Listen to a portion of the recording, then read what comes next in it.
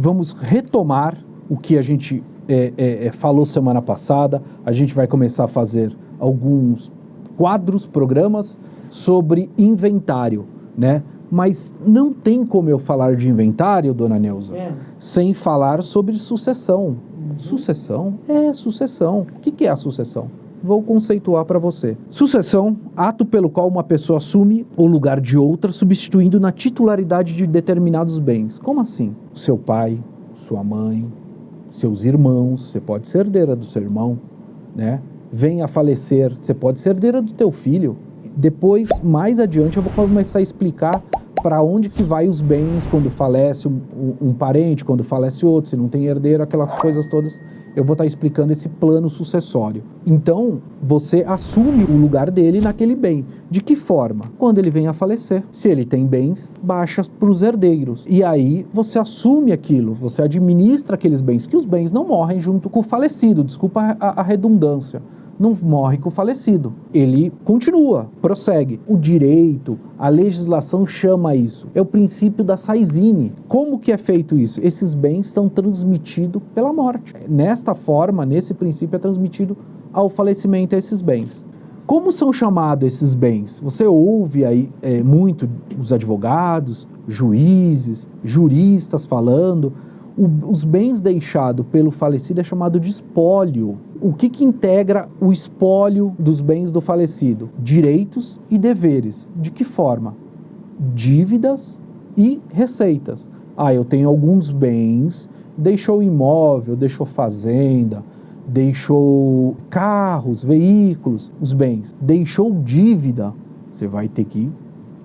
Tem dívidas que passam para os herdeiros para resolver em relação à dívida que o falecido deixou. De que forma? Mais adiante eu vou estar passando isso também. O que responde a sua cota, o seu quinhão de herdeiro em relação à dívida que o falecido deixou? E aí, pergunta que foi feita semana passada, eu dei uma breve explicação, mas hoje eu vou trazer um pouco mais elencada quem é legítimo para ingressar com o inventário. Pode requerer inventário e partilha quem estiver administrando o espólio. Acabei de falar. Aonde que está isso? Artigo 615 e 613, tendo legitimidade para ingressar. Quem? Cônjuge ou companheiro supérstite. Herdeiro. Legatário. Doutor, o que é legatário? É aquele que recebe em legado o benefício com bens do falecido por meio de um testamento. O testamenteiro. Quem é o testamenteiro?